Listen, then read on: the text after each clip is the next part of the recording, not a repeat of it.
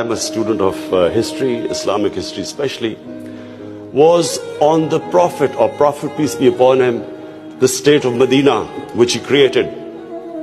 Now, why do I say the state of Medina? Because the state of Medina laid the foundation of one of the greatest civilizations in the history of mankind. The principles that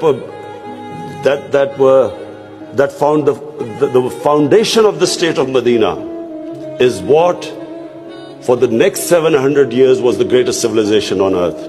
And what were those principles? The state of Medina was founded on incredible principles of justice and humanity. It was the first time a welfare state was made, a state that took responsibility of the weak, what China has done right now. That was the state of Medina, where first time a state took responsible for its poor, its weak, its orphans, its widows. In the state of Medina, the first time pensions were created. Old people were also, it was a humane state. And secondly, there was justice, rule of law.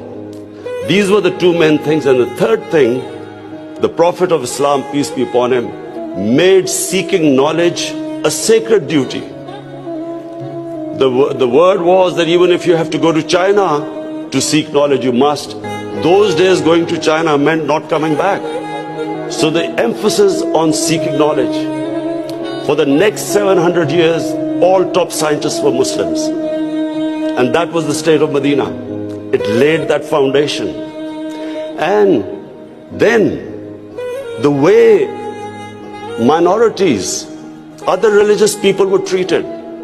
The Prophet signed famous, the Misaq-e-Medina. There's still a letter in St. Catherine's Church which was signed with the Christians, that your places of worship will be, till the end of time, they will be protected by Muslims. Secondly, that no forcible conversions would be in Islam.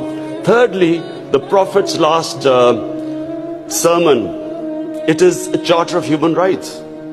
It's about how human beings are equal. So it was a humane state created, rule of law, emphasis on education, that led to the growth of Muslim civilization. So this is, in Pakistan, we want the same basis of our state.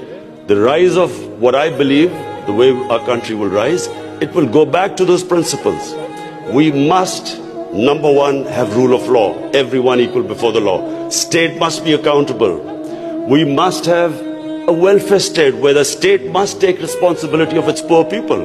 Half our population is on the poverty line or just above, and about 25% are below the poverty line. The state must take responsibility.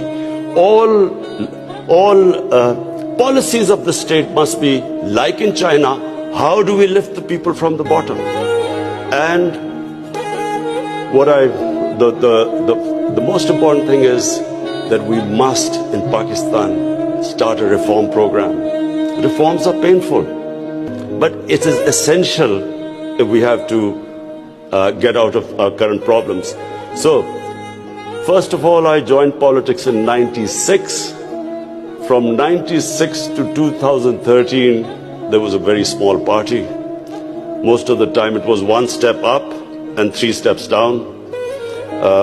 The first election I contested, we were wiped out.